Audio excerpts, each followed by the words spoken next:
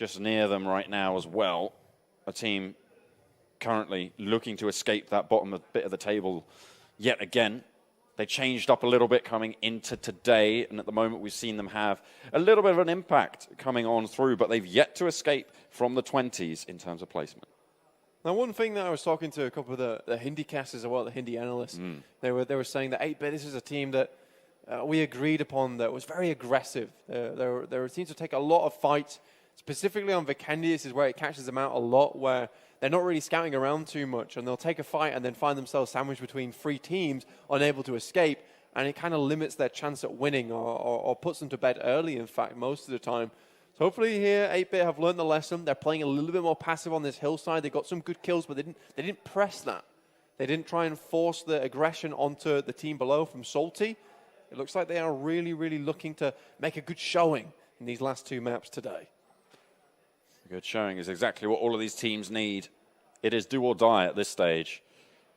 And Palihoni in that 3-way tie right on the border of elimination on the red zone. They need to try and push on forwards. Of course, the bottom 8 teams will be going home.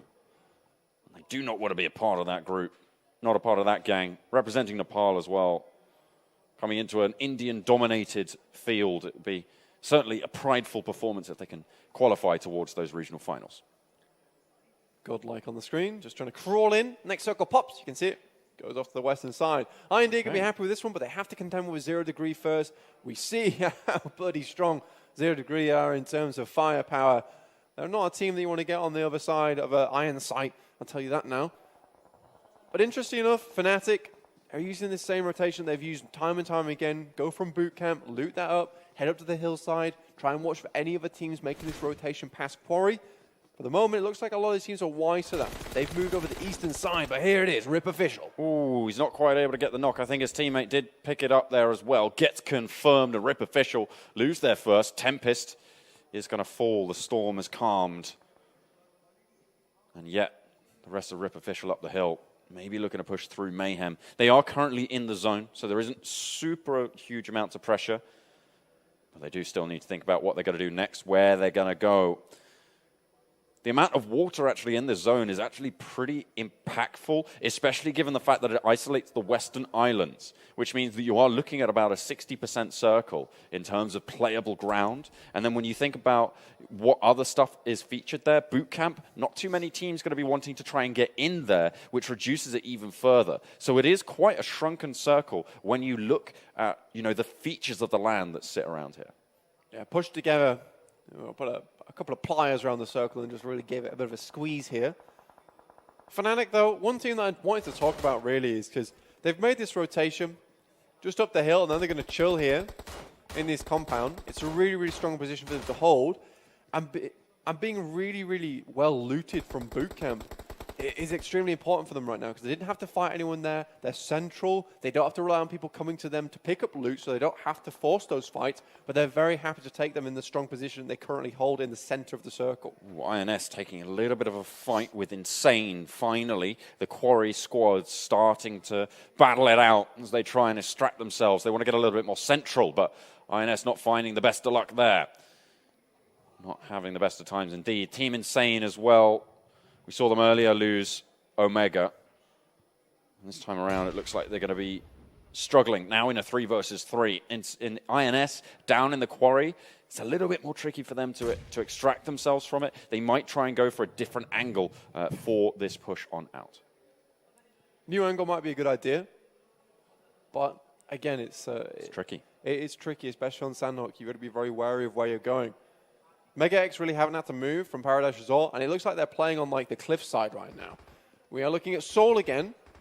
They're taking a fight with Reckoning. Dave falls to the floor. Mortal. Excellent beginning from Mortal. Rattles off the shots, takes Dave down.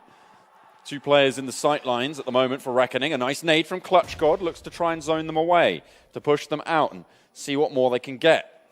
There's the third party, of course, across the river. Might try and just sneak on in now. Reckoning under pressure. They've already lost 1. And Mortal continuing to anchor At the back, the rest of his team makes their way forwards. Dave, isolated, downed, will not be able to get back up. I think he spotted that one. He goes for the cross, goes for the challenge, and there's Mortal to pick up the pieces, but out they go. The drop shot is in. Mortal falls, and 2 players from Seoul are down now. In comes Regaltos to save the day. And it will be Seoul to hold on Painan, but they've got Blind waiting in the wings, looking to try and come on in. Over the bridge they go. It's X-Panic, it's Soldier, as well as Psycho and Evos from the sidelines. Will Seoul be able to get back up? This is a real tough situation for Seoul right now. These smokes are well important, but Regaltos just about makes it away. But now Mortal does go back down. Viper is in the process of being revived, but it looks like Mortal is going to have a difficult time getting back up again. They've got bigger things to worry about, though, John. Oh, a nice nade comes in from Blind as well. As the pressure is on, another nade across the river. Oh but they are going to trade it back. 1 for 1 now, as that was Nepali Honi coming out of the wings. They're trying to third party this as well. This is a 5th party, I think, coming into this fight. Regaltos trying to hold it down in the middle, but he will not be able to do it. It's 1 more for Seoul, and they're going to hold it out. Viper goes down, and Blind wipe them off the map. And now it's Nepali Honi going to be edge guarding against Blind, who have racked up 4 kills in the fight. Viper could have changed everything there in that last moment. Crazy plays coming out from Seoul, but it's just not to be. This is really bad for them. Sure, they get some points on board, but going out in 15th, only 1 point awarded to you. Not good at all. They did get a couple of kills, though, on board, so they haven't lost everything. Of course, 58 points, tied at the bottom.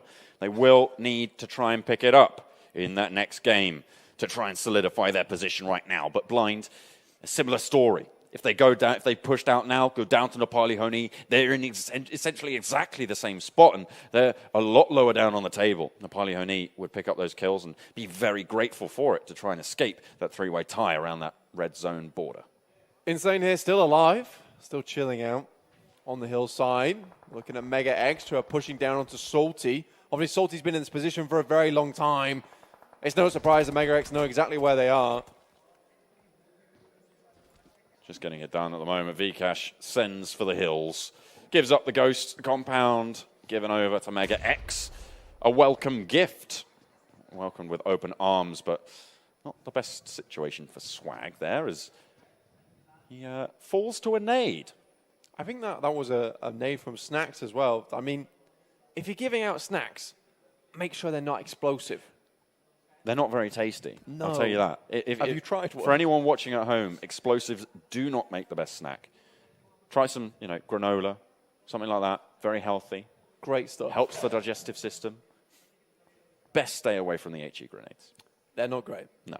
At least you are supporting the public. You're telling them what they should be eat in the morning. Granola, it's Absolutely. a great decision. I'll tell you what the best meal milk is, in there. Chicken dinners. And whoever gets one here might just be able to catapult themselves up out the table and try and get towards the top throws of the standings. Of course, volatility, the name of the game right now, for everybody involved. Fnatic, 8-bit, 0 degree. There's a bit of a triangle going on here. An 8-bit moved over towards IND, were rotating in, but now IND just shimmying, sidestepping. Yeah. Down the coastal cliffs. They will be able to step out near boot